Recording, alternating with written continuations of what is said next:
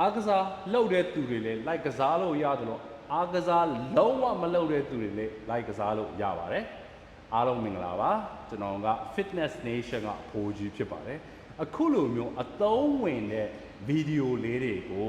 Fitness Nation YouTube Channel မှာအပတ်စဉ်တင်ပေးလျက်ရှိပါတယ်ခင်ဗျဒါကြောင့်မို့ YouTube အသုံးပြုတဲ့လူတွေအားပေးချင်တယ်ဆိုလို့ရှိရင် subscribe လုပ်ပြီးတော့အားပေးလို့ရပါတယ်မိမိအိမ်မှာနေရာကျကျင်းလေးရှိရုံနဲ့သွေးလေပတ်မှုအားကောင်းစေတဲ့ကစားနည်းကိုဒီတစ်ပတ် share လုပ်ပေးခြင်းဖြစ်ပါတယ် like ကစားဖြစ်အောင်ကစားကြပါနော်မိမိအိမ်မှာနေရာကျကျင်းလေးရှိရုံနဲ့သွေးလေပတ်မှုကိုကောင်းစေတဲ့ကစားနည်းဖြစ်တဲ့အတွက်ဒီတိုင်း like ကစားလို့ရတဲ့ကစားနည်းဖြစ်ပါတယ်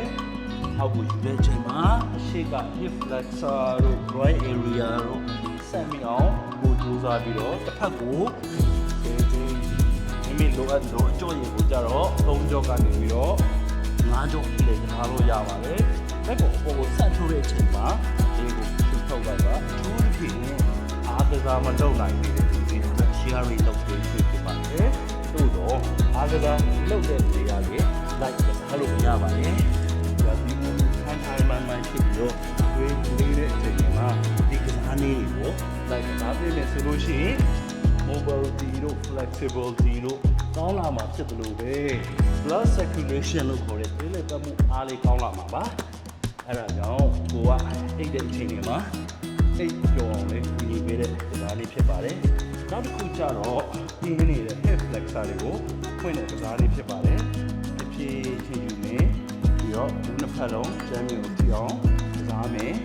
ပုံမှန်ကစားတဲ့အချိန်မှာကျတော့လက်တစ်ဖက်ကိုရှေ့ကိုဆန့်ပြီးတော့ကစားကြတာပေါ့နော်ဒါပေမဲ့ဒီကစားနည်းကအိမ်မှာလူတိုင်းလိုက်ကစားနိုင်အောင်ကစားပြတဲ့အတွက်အခုလိုမျိုးကစားလို့ဆိုလို့ရှိရင်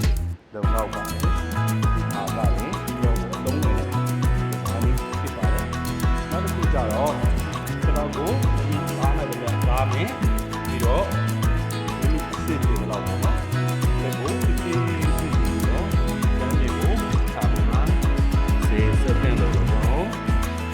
20ဒေါ်လာကောင်30ဒေါ်လာကောင်ဒီကိုဝါရှူပြီးတော့10မိနစ်ဒေါ်လာကောင်နေတိုင်းလုပ်ပြီးပြီဆိုလို့ရှိရင်အမစီကြောတွေအကုန်လုံးပြေးလာပြီဖြစ်တဲ့အတွက်